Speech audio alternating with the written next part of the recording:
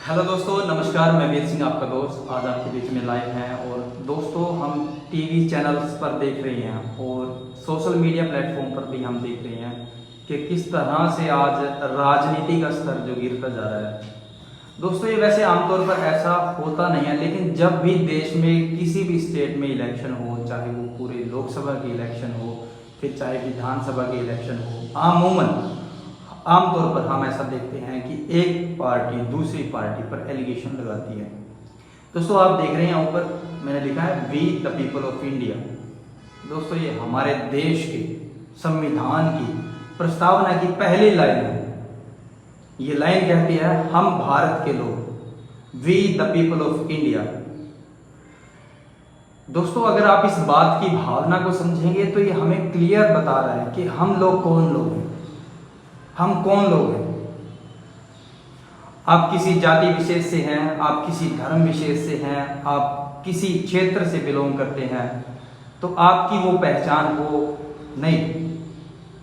आपकी केवल एक ही पहचान है, वो है भारतीय। दोस्तों, आज के समय में हमें इस बात पर गौर करनी होगी और चिंता का विषय ये है कि राजनीतिक पार्टियां अपनी वोट के लिए आज भी लोगों को बांटने का काम कर रही है। लोग कोशिश कर रहे हैं कि किस तरह से वोटों का ध्रुवीकरण किया जाए, और वोटों के ध्रुवीकरण के लिए उन्होंने कोशिश कर रखी है और जी जान से कोशिश कर रहे हैं कि किस तरह से हम देश की तमाम जनता को बांट दें। कुछ लोग देश में धर्म के नाम पर नफरत फैला करके ध्रुवीकरण कर रहे हैं। कुछ लोग ऐसे लोग हैं जो देश में संविधान का नाम लेकर के सरेआम संविधान को दिखा रहे हैं और कह रहे हैं हम संविधान के रक्षक हैं, और वहीं दूसरी तरफ संविधान का नाम लेकर के देश के प्रधानमंत्री को गाली देने का काम कर रहे हैं। आज देश के प्रधानमंत्री को वोट चोर का टाइटल देने का काम कर रहे हैं। दोस्तों, मैं आपको बता दूं कि यही देश का संविधान हमें कहता है कि हमें अपने संवैधानिक पद पर जो कोई भी व्यक्ति बैठा है, हमें उसकी रिस्पेक्ट करनी होगी। फिर चाहे वो नरेंद्र मोदी हों। देखिए, आज के मौजूदा समय में प्रधानमंत्री श्री नरेंद्र मोदी हमारे देश के प्रधानमंत्री हैं और हमें उनकी रिस्पेक्ट करनी चाहिए। देखिए, एक राजनीतिक पार्टी दूसरी पार्टी को सत्ता से निकालने के लिए और अपने आप को सत्ता में बनाए रखने के लिए एक दूसरे के ऊपर एलिगेशन लगा रहे हैं, एक दूसरे के ऊपर आरोप लगा रहे हैं। फिर चाहे वो आरोप सत्य हो या झूठ हो, कोई मतलब नहीं करता। उन लोगों को मतलब है केवल और केवल किस तरह से लोगों का ध्रुवीकरण किया जाए। दोस्तों, ये राजनीति बहुत ही गहरी चिंता का विषय है। आज जिस तरह से लोग ध्रुवीकरण के लिए, आप अगर न्यूज़ चैनल आप खोल करके देखेंगे, न्यूज़ चैनल पर हमने अमूमन आमतौर पर देखा है किस तरह से लोग धर्म के नाम पर एक दूसरे को भड़काने का काम कर रहे हैं। एक तरफ लोग कह रहे हैं कि हिंदू धर्म को खतरा है। किससे खतरा है वो समझाने का काम कर रहे हैं। दूसरी तरफ लोग कह रहे हैं कि हम संविधान की लड़ाई लड़ रहे हैं।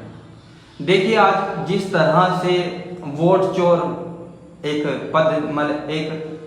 ट्रेंड चला हुआ है कि वोट चोर है, वोट चोर है, उसके आरोप सत्य भी हो सकते हैं लेकिन झूठ भी हो सकते हैं। ठीक है, झूठ मैं इसलिए कहूँगा क्योंकि मैंने इलेक्शन को खुद अपनी नज़रों से देखा है और मैं एक वर्कर भी हूँ पार्टी से। तो मैंने वहाँ पर देखा है, जब कभी भी इलेक्शन होता है तो जब इलेक्शन होता है उस पोलिंग बूथ पर पार्टी की तरफ से एजेंट बिठाए जाते हैं और फिर कोई भी वोट, अगर किसी की 2 वोट बन गई है, कोई बात नहीं, अगर किसी की 2 वोट बन गई हैं तो वो दोबारा उस वोट को कास्ट नहीं कर सकता।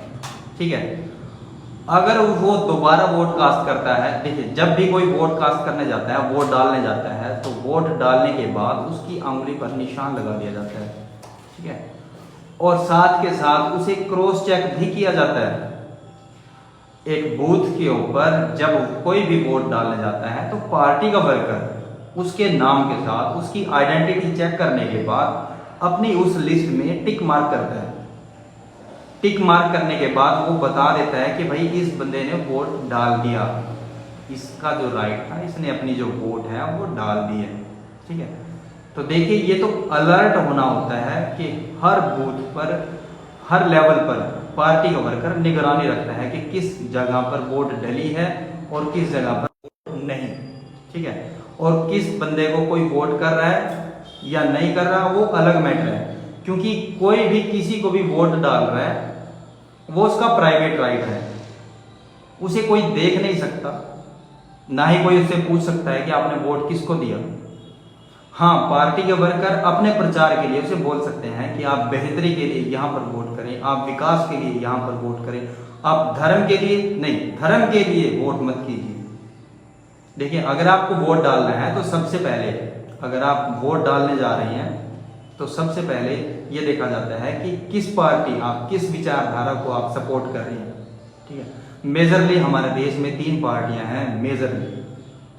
आज मौजूदा समय में जो भारतीय जनता पार्टी है वो हिंदू मुस्लिम ध्रुवीकरण करने का काम कर रहे हैं। ठीक है, वो आप उस विचारधारा को सपोर्ट करते हैं या नहीं करते हैं वो अलग बात है। ठीक है, और दूसरा कांग्रेस पार्टी, कांग्रेस अपने आप को सेकुलर होने का मतलब एक टैग लगाती है, लेकिन वो सेकुलर है या नहीं है वो आपके ऊपर है। ठीक है, आज उन्होंने क्या, एक समय वह भी था जब वो संविधान को इस देश से निकालने का, इस देश में संविधान की जो पावर थी उसको खत्म करने के लिए काम कर रहे थे। ठीक है, इमरजेंसी इस देश में इमरजेंसी जो लगाई गई वो उन्हीं की सरकार थी, वो कांग्रेस थी जिन्होंने इमरजेंसी को सपोर्ट किया और इमरजेंसी लगाने का काम किया। ठीक है, और तीसरी एक और पार्टी है वो है बीएसपी, बहुजन समाज पार्टी। ये वो पार्टी है जो मेजोरिटी ऑफ द पीपल की बात करती है, जो इस देश के बहुजन लोग हैं उनके बारे में बात करती है। ये पार्टी उन लोगों के लिए बात करती है जिन्हें लंबे अरसे से डिप्राइव किया गया, जिन्हें लंबे समय से शिक्षा से, रोजगार से और सुख सुविधाओं से दूर रखा गया। तो ये पार्टी, लेकिन देश में मेजरली 3 विचारधाराएं काम कर रही हैं। तो आप किस विचारधारा को सपोर्ट करते हो तो आपने वो देखना है। ठीक है, उसके बाद आप देखोगे कि आपके ये जो पार्टी से जो कैंडिडेट बिलोंग करता है, क्या वो कैंडिडेट आपकी आवाज उस विधानसभा में, उस संसद में, क्या आपके क्षेत्र की बात वो वहां पर रख पाएगा। तो आपने कैंडिडेट भी देखना है। ठीक है, पहले नंबर पर आप पार्टी देखते हैं, दूसरे पर आप कैंडिडेट देखते हैं और तीसरे पे तब जाके आप वोट कास्ट करते हैं कि क्या आपके संपर्क वहां पर हैं। अगर आपके क्षेत्र में कोई प्रॉब्लम आती है, क्या आप अपने विधायक से जाकर के उसे अपनी बात कह सकते हैं।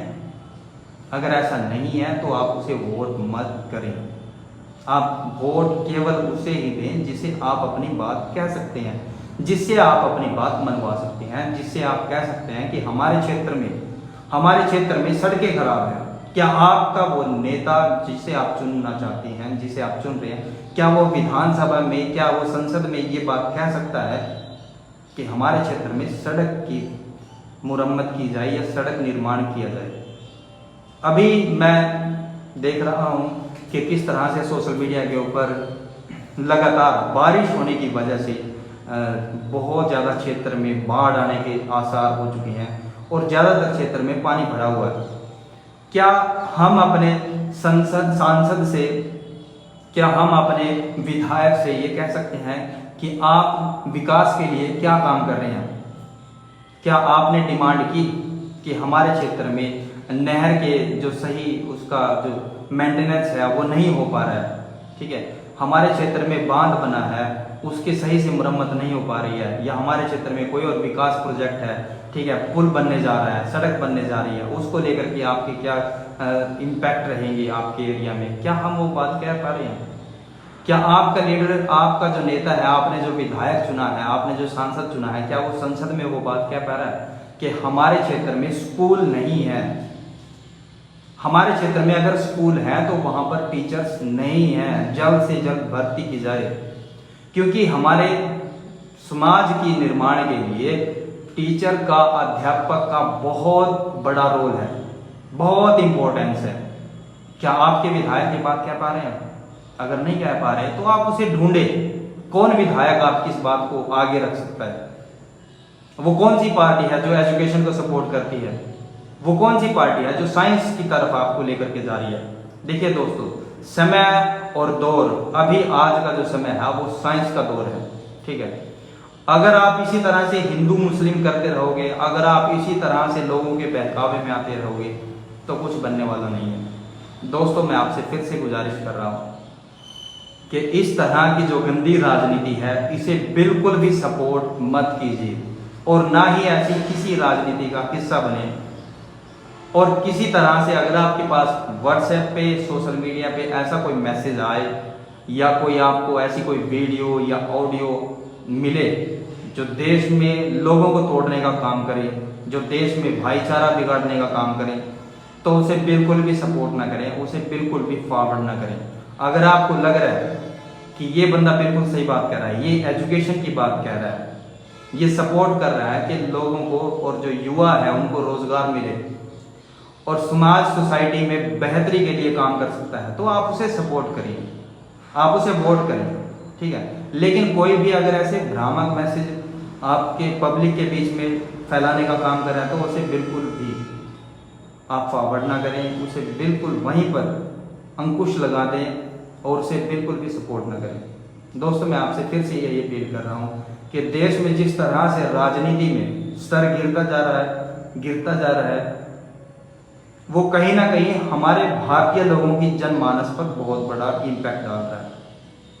हमारा देश लोकतांत्रिक देश है। एक तरफ हमारा देश का संविधान हमें अपनी आज़ादी देता है, राइट टू फ्रीडम देता है, हमें बोलने का अधिकार देता है, अभिव्यक्ति की आज़ादी है। लेकिन इस अभिव्यक्ति की जो आज़ादी हमें मिली है, इसका कोई भी गलत फायदा ना उठाए। ये लोकतंत्र पर खतरा है, हमारे देश की आज़ादी पर खतरा है। दोस्तों, मैं आपको आगाज़ करता हूँ, आपको अलर्ट करता हूँ कि आप इसी गंदी राजनीति का हिस्सा ना बने और उन लोगों का सपोर्ट करें जो देश को बेहतरी के लिए काम कर सकते हैं।